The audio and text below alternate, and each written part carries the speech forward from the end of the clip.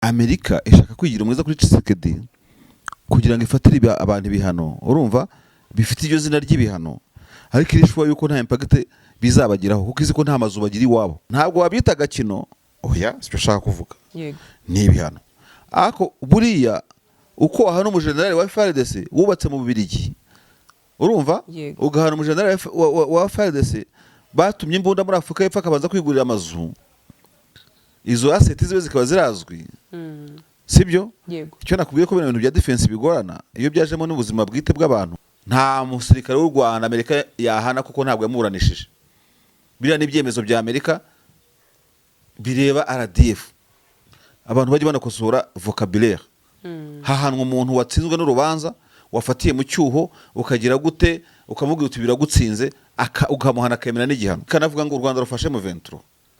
Igajya gufata ibihano nk'ibyejo ubundi urimo kuvuga ibyo bitangwa n'ibihano, izo sanctions ntisanctioning mu 23 ikavuga ku Rwanda gusa. Noneho ARC ntabyo nabonye iriya itangazo birimo. Hahaniye Kongo, ntabwo ushobora kuvuga ngo ugiye guhana u Rwanda.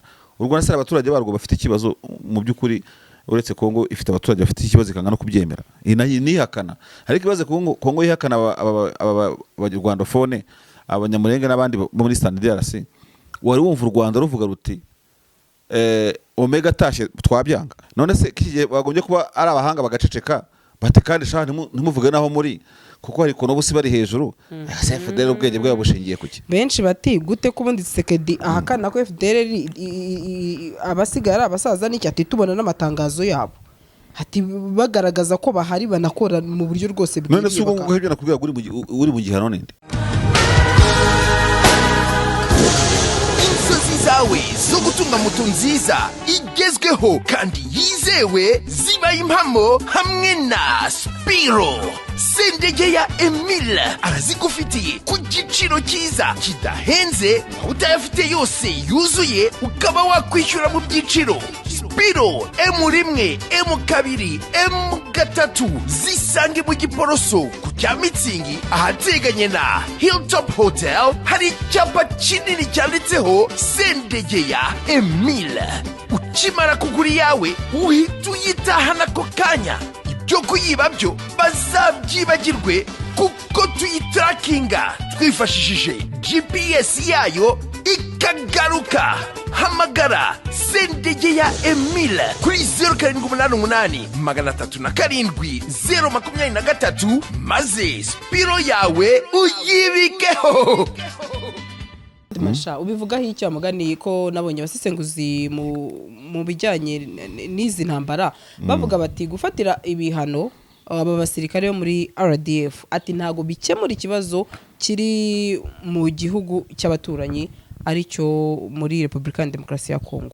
As analyst bo bibona gute mu mboni yawe? Ntabwo nabyananiza ko ntago ibintu by'igisirikare biri kubigoyerega kuko ugiye kize banarize nabicurika gutya nkavuga nti Amerika ishaka kwigira umwiza kuri Tshisekedi kugira ngo ifatire abantu ibihano, urumva bifite iryo zina ry'ibihano, ariko irishwa yuko nta impact bizabagiraho kuko izi ko nta mazu bagira iwabo, nta n'amagorofa bubatse muri Amerika.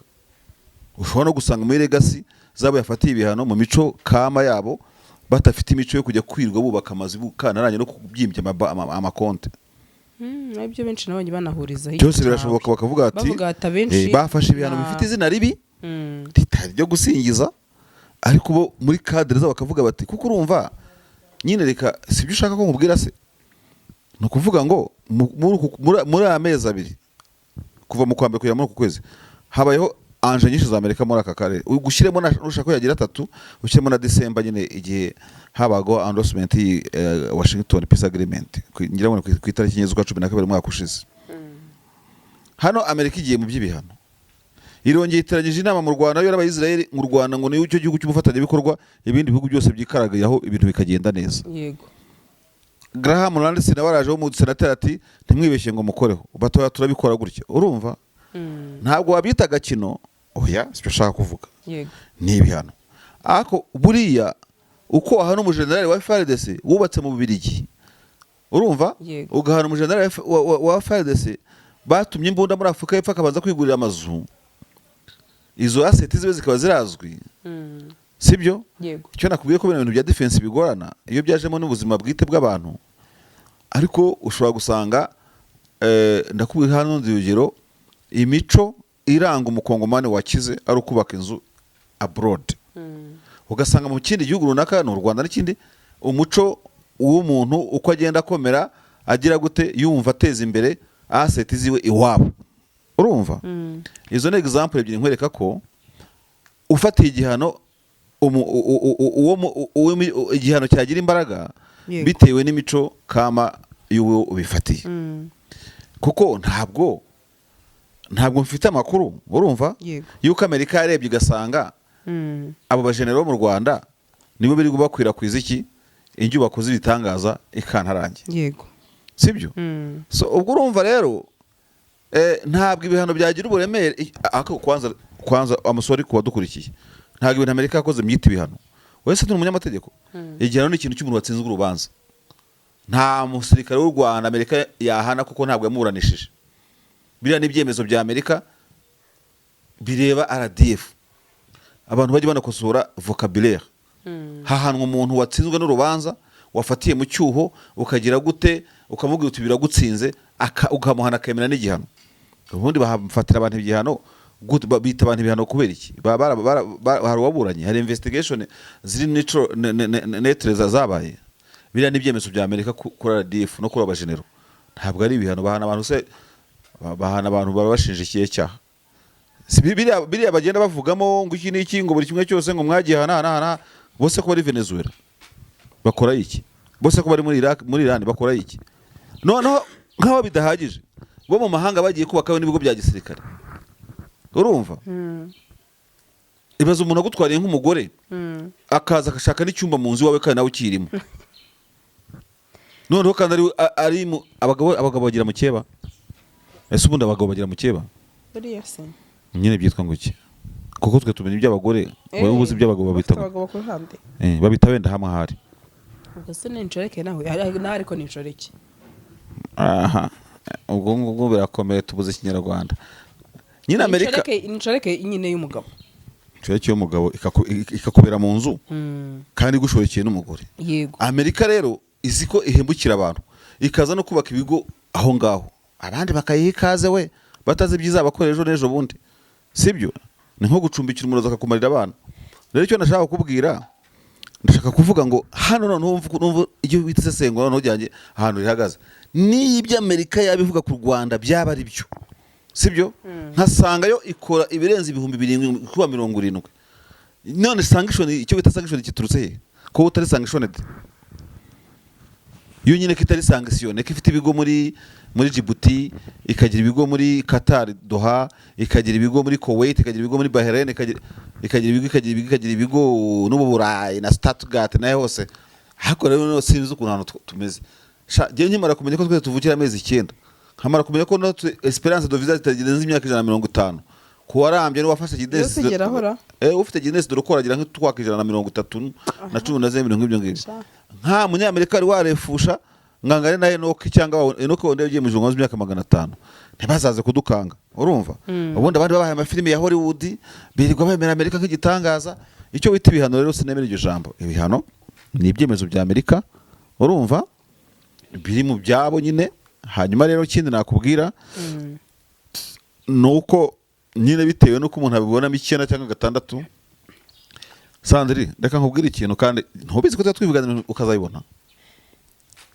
Amerika ifite ikintu yavuganye na Kongo muri urugamba bafite ibanga ry'ikintu bongoreranye yego badashaka kubwira isi gituma Amerika itabona amanyanga Kongo ikora muri Minembwe no muri Uvira ibaze M23 avuye muri Uvira sibyo ubwicanyi bivuye muri Uvira Amerika ishinja ibyo bintu iyo process abantu bapfuye muri Uvira ubutasa Amerika ifitiye beka abantu bapfuye muri Uvira mu 23 isohotsemo bingi bikabihambira ko none kandi ikanavuga ngo u Rwanda rufashe mu 23 igajya gufata ibihano nk'ibyejo bundi urimo kuvuga ibyo bitango ne ibihano izo sanctions ni sanctioning mu 23 ikavuga ku Rwanda gusa noneho ARC ntabyo nabonye biriya tangazo birimo muri yo birimo se oya iyo biza kubamo twabonye amashidano mu Rwanda twe kubona n'abashidano mu 23 byose hari wabigeze ubona umbwira ngo birasanzwe ngo abandi bafata ibihano kera oya rwose ibyo ngibyo ugiye no kureba n'ibihano bisa nk'ibiri barabifasha kandi babifatiye n'ubundi yo RDF urumva. So icyo ni kimwe. Cya kabiri, Amerika ntibona nyine ntabwo nese Amerika ntabwo izi drone zica abantu uri ngoma rapfuye, ntabwo Amerika ibizi, ntimuzi se ko yamufata ibihano se, yananiwe kumenya ko umuntu yigeze gufatira ibihano yapfuye yishwe nande se ko ntacyo yamuvuzeho. Ntabwo se we yarenze kuri ceasefire. Ceasefire se ntabwo ari multilateral cyangwa bilateral.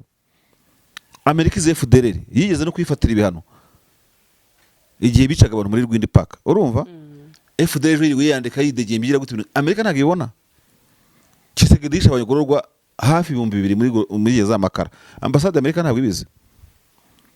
Amerika rero ifite icyo bita Port d'Envers wine port, ifite ruswa yariye ya Kongo idashaka ivuga iti ntawe uvugana njya mu kanwa. Ibyo rero ni munavuga cyangwa ni tunavuga ngo ibyemezo bya Amerika abandi biti bihano, ujye umenya ko umuntu wicira abaturage akabashisha drone akabashisha Sukhoi, ntumubwire ko ibyo akora atari byo, ni wundi ni uri mu gihano cya nyacyo, kuko arimo kwicira abaturage ukamusingiza kandi arimo kwimaraho urubyaro. Buriya Kongo iraziritse kubera ko yigize ko itagomba gukosorwa no kuvugwa kandi igakomeza amabi isi ikayihorera, ariko nirimo kwisenya nka yahene yo muki hahaniye Kongo. Ntabwo ushobora kuvuga ngo ugiye guhana u Rwanda.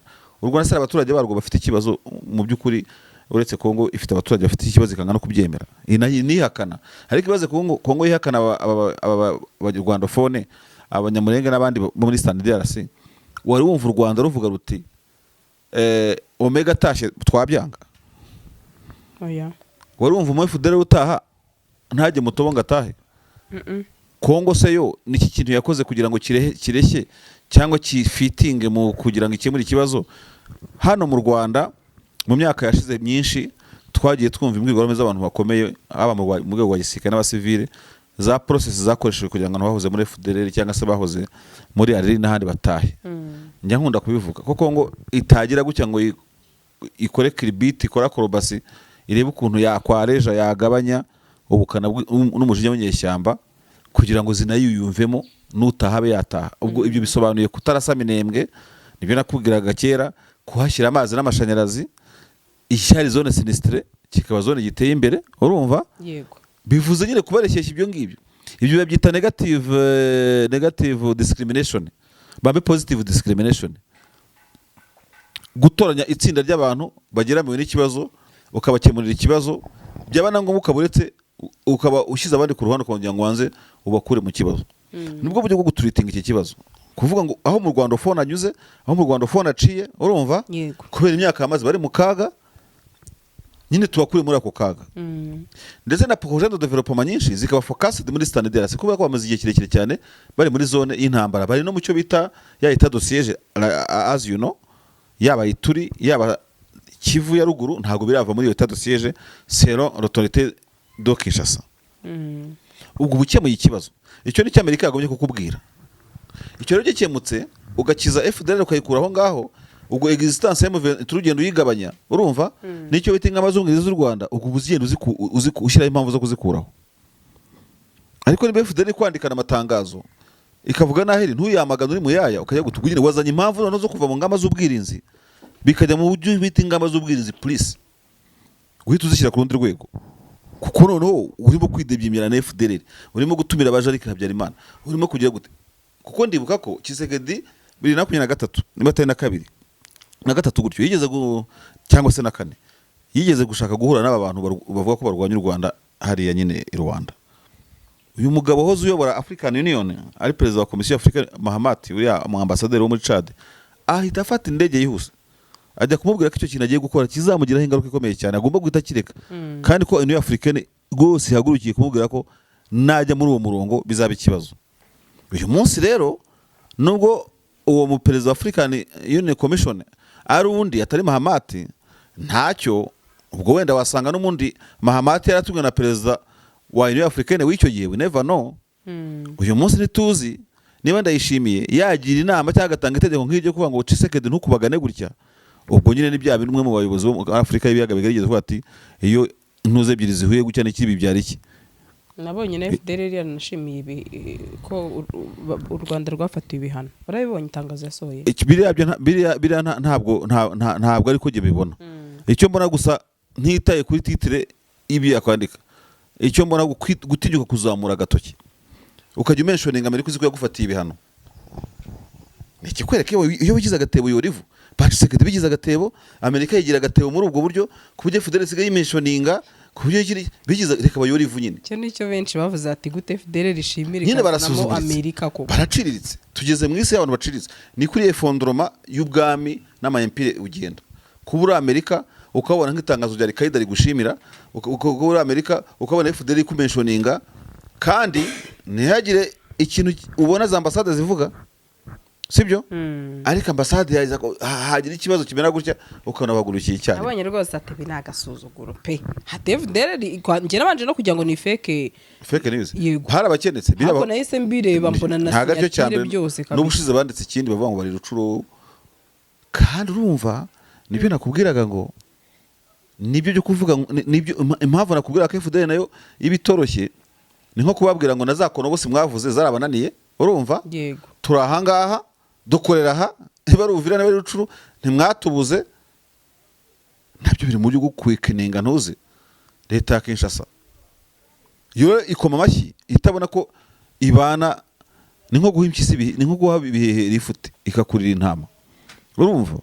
None se kigiye bagombye kuba ari abahanga bagaceceka bate kandi sha ntimuvuge naho muri kuko hari kono busi bari hejuru FDL ubwenge bwabo bushingiye kuki benshi bati gute kubundi Tshisekedi ahakana ko FDL abasigara abasaza n'iki ati tubona n'amatangazo yabo ati bagaragaza ko bahari banakora mu buryo rwose bw'igihe. None se ubwo ngo ibyo nakubwira uri mu gihano ninde kandi Tshisekedi na FDL bose bari kumwe, abantu nta bwenge, abantu ntaki rishwi Mnyo itangazo nabonye avuga ngo ni gute Tshisekedi avuga ko FDL ritabaho ati kandi mu itangazo ryo kwishima bamushimiye.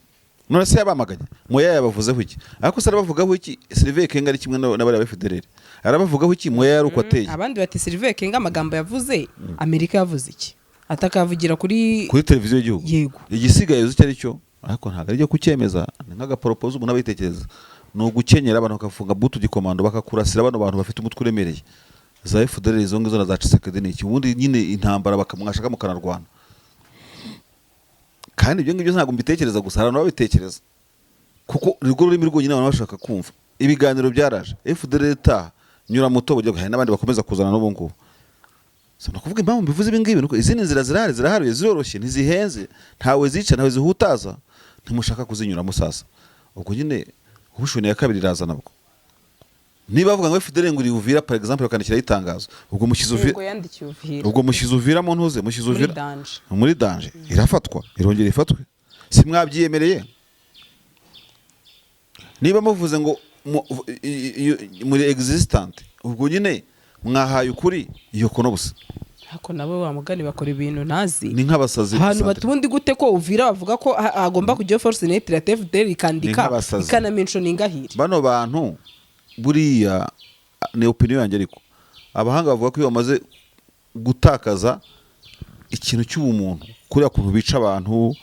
None se ari projet de développement ubona n'abazarendo wakubwira abazarendo bagamije buriya bazakora imihanda M23 hano yarwanye igisa n'imihanda yatangiye no kuyubaka ukabona mu muganda barakora imihanda. Warabona umuganda w'abazarendo warabona umuganda wa FDL yakoze igikorwa remezo gusenya amashyamba muri parike ya Virunga kandi uzwo gusenya amashyamba bigize ikibazo muri imisi mpuzamahanga nayo ni crime international. Hari amakara batwika no gusenya amashyamba nubwo wenda muri Kongo ntazi n'imbaraga bakoresha bateka ariko nabyo bigira politiki bigenda burya nko mu bihugu nk'ibi ngibi byacu amashyamba agira ukuntu asimbuzwa mu buryo bw'amategeko. Utema amashyamba utera andi bari na plan yo kuyasimbuza utema kimwe gitera bibiri ngo umunyarwanda umvuye akamaro k'igiti. Rero noneho nyine ugiye gukora iyo rangaje ubona ko Kongo ni iri mu gihano ni itabwirwa ikibazo ifite, urumva? Ni itibuswa na Amerika ko abakongomani birirwa i Nairobi basaba visa ari abaturage bayo. Brain drain kugutwarira abaturage bize iyo bakabajyana bakagusigira abantu batize bakajya mu kizarendo bakicana hagati yabo. Nko kuvanga Amerika bafite ibihano u Rwanda ruri smart, urumva? Yego. U Rwanda na Amerika bafitanye diplomasi bashaka kuganira ku bibazo bafitanye sibyo u Rwanda Emmanuel Macron ajya muri Kongo yabwiye ko nta gisirikare bafite baranamurakarira sibyo ariko ntekereza ko uburyo u Rwanda nyine rwubaka ubwirinzi bwarwo ntabwo nabyita ishyari ariko nibura erega nicyo kintu bita ibihano cyangwa se ibyo ngamba za Amerika urumva uracunga ukavuga utari ku bundi se barabifatira FARDC idahari itabaho ese bare wahana ndukamenya uhana ndukamenya iki umuntu yita general autoproclame ntumenya ngo autoproclame ninde ntumenya ngo uri mu bitabo bya gisirikare ninde bose n'aba general wari umotari yakon general umunyonza akaba general yambaye inkweto zidasa muri Kongo niho haba general benshi ku isi ushobora kusanga batari mu list y'aba general ku isi kuko bajya bavuga ko abantu uri kuri titre y'aba professeur aba docteur mu buryo bwa aluminium abako bagiye biga niki n'abajenero burya nta mujenero wa gouvernement ushobora kubura ku rutonde rw'isi kuko bene bashobora kujya mu bufasha mu butabazi ku isi bashobora kugira gute isi bibazi nta general utazwi ku isi ubaho aho wasacinga hose hari ukujya ubwo usacinga ukamubona. Ya modoka ikundwa na benshi tuyibazaniye Kia Sorento 2022 hybrid ifite ikoranabuhanga ridasanzwe. Ese wari uzi ko ushobora kuyikura muri parikingi ukoresheje urufunguzo rwayo ikagusanga aho uhagaze uri muri ambutiyaje ntibikugora kuko ishobora kwitwara ubwayo. By'akarusho kandi gushyiramo vitesse ntibigusaba imbaraga no gukaraga kakabuto mu buryo bworoshye nk'uko ubibona. Ugiye kubisikana n'indi modoka ikurebera imbere niba nta nkomyi. Si ibyo gusa kuri babandi bagorwa na parikingi igufitiye kamera buri ruhande ikwereka uko ugomba guparika mu buryo bwizewe. Hitamo Kia Sorento 2022 we n'umuryango wawe muzagenda mutuje kuko ifite ubushobozi bwo gutwara abantu 8. Muri Gugaga Cars tubafitiye n'izindi modoka zitandukanye aho ushobora kuza ugahitamo iyawe ku giciro gito cyane. Ku bindi bisobanuro wanyura kuri nimero 0788 32 cyangwa ukatwandikira kuri gugagacars@gmail.com. Hitamo Gugaga Cars ntago zicuza.